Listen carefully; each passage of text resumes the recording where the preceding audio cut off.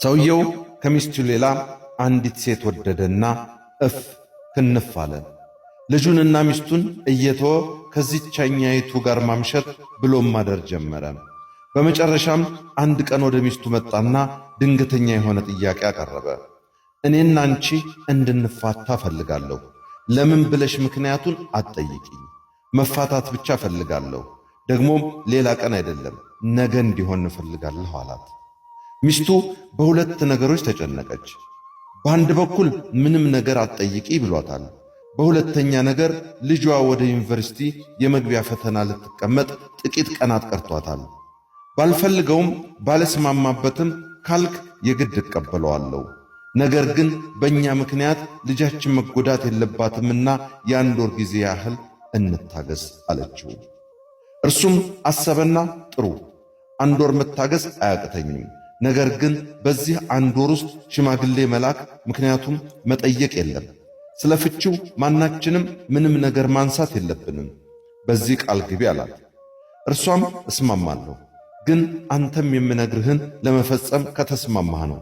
ታዲያ በዚህ አንድ ወር ጧት ከእንቅልፌ ስነሳ ማታ ማታም ወደ አልጋዬ ሲሄድ ያን የሰርጋችን ዕለት አቅፈህ እንደወሰድከኝ አድርገህ አቅፈህ ትወስደኛለህ ስትል ጠየቀችው።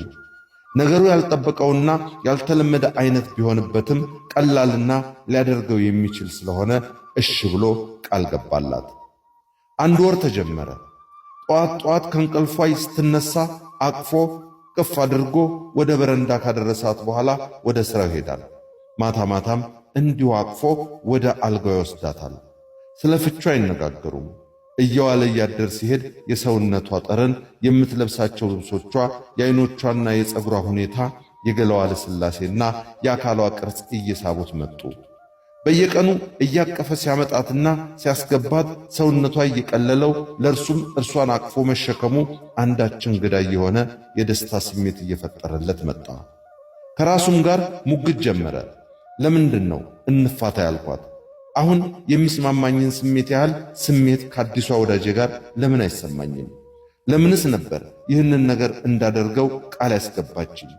ይህን የመሰለውን ገላዋን፣ እንዲህ የሚማርከው ጠረኗን፣ እንዲህ የሚያስደስተውን ፈገግታዋን፣ እንዲህ የተዘናፈለውን ፀጉሯን፣ እንዲህ ልዩ የሆነውን አካሏን እንዴት እስከ ዛሬ አላስተዋልኩትም?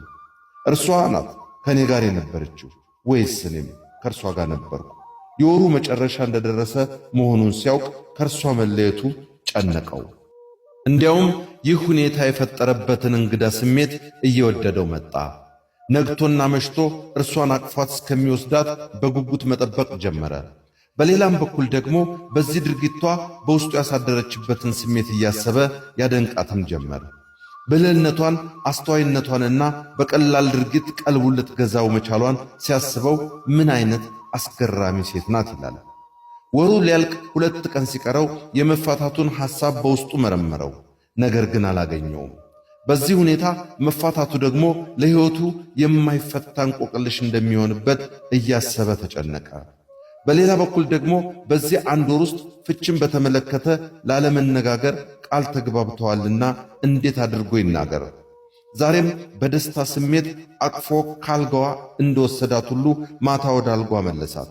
ከበፊቱ እጅግ በጣም ቀለለችው፣ አሳዘነችውም። በወሩ መጨረሻ ወደ አዲሲቷ ወዳጁ ዘንድ ሄድና የፍቺውን ሐሳብ ሰርዤዋለሁ። እኔና ባለቤቴ ፍቅር የሌለ መስሎኝ ነበር። እኛ ግን ለካስ ፍቅር አላጣንም። ያጣነው 2 ነገሮች ብቻ ነው፣ መነጋገርና መቀራረብ። ለዚህም ያደረሰን አለመቀራረባችንና አለመነጋገራችን ብቻ ነው። አሁን ግን መነጋገር ባንችል እንኳን መቀራረብ ግን ችለናል። ዛሬ ደግሞ መነጋገር እንችላለን። ስለዚህ ሌላ የሚሆንሽን ፈልጊ አላት። ሴትየዋ ተናደደችና በጥፊ መታችው። ካጠገቧ የነበረውንም ውሃ ቸለሰችበት። ይሄ ለብዙ ኃጢአቴ የተከፈለ ቅጣት ነው እያለ ወጥቶ ሄደ። ከዚያም ወደ አበባ መሸጫ ሱቅ ውስጥ ገባ። ያኔ ሲጋቡ የገዛላትን አይነት አበባ ገዝቶ ወደ ቤቱ ከነፈ። ጓደኛዬ ትዳር ማለት አግብተው የሚኖሩት ሳይሆን በየጊዜው የሚጋቡት ነው ያለው እውነቱን ነው። ትዳር እንደ 12ኛ ክፍል ፈተና አንድ ጊዜ አልፈውት ሰርተፊኬቱን የሚሰቅሉት አይደለም ያለው እውነቱን ነው። ትዳርና ተክል እንክብካቤ ይፈልጋሉ። እንዲሁ ቢያድጉ ይደጉ ተብለው የሚተዉ ነገሮች አይደሉም። ልክ እዚህ ሀገር ችግኝ የመኮትኮት፣ የማጠጣት፣ የመንከባከብና የማሳደግ እንጂ የመትከል ችግር እንደሌለብን ሁሉ እኛም ጋር የመጋባት ችግር የለም። ፍቅር ግን ማግባትን ብቻ ሳይሆን ማጠጣትን፣ መኮትኮትን፣ ማረምን፣ ከብት እንዳያበላሸው አጥር ማጠርን፣ በየጊዜው ማዳበሪያ መጨመርን ጭምር ይፈልጋል።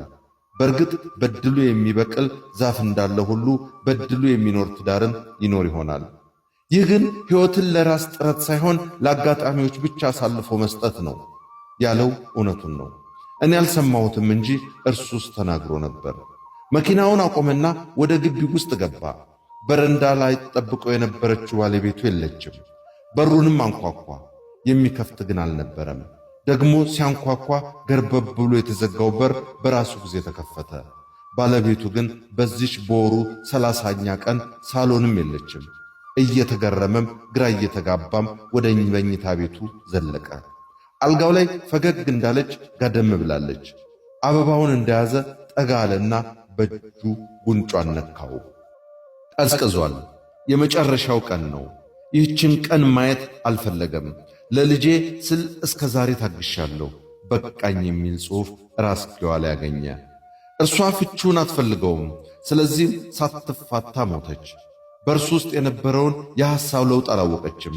ምክንያቱም ላይነጋገሩ ቃል ተግባብተው ነበርና። እርሷ የዛሬዋን ቀን በስጋትና በጭንቀት ነበር የጠበቀቻት። የመለያያቸው ቀን፣ የሕይወቷን ግማሽ የምታጣበት ቀን፣ የማትፈልገውን ነገር የምታደርግበት ቀን ናትና። እርሱ ግን የዛሬዋን ቀን በጉጉት ነበር የጠበቃት። የሚነጋገሩባት ቀን፣ ፍቺውን እንደተወው የሚነግርባት ቀን፣ ፍቅሩን የሚነግርባት ቀን፣ ይቅርታ የሚጠይቅባት ቀን፣ ለፍቅሩ ሲል ትንሽም ብትሆን ቅጣት ከፍሎ የመጣበት ቀን፣ በእርሱና በባለቤቱ መካከል የመነጋገርና የመቀራረብ እንጂ የመዋደድና ስሜት ለስሜት የመስማማት ችግር እንደሌለ መረዳቱን የሚገልጥባት ቀን ናት። ግን ምን ያደርጋል፣ ሁለቱም ይህን በየልባቸው ያውቁታል እንጂ አልተነጋገሩም። ሐሳባቸውንም በሌላ መንገድ አልተለዋወጡም። በዚህ የተነሳም በችግሩ መፍቻ ቀን ዋናው ችግር ተፈጠረ። በለጠ እሸቴ ዘሀገረ ኢትዮጵያ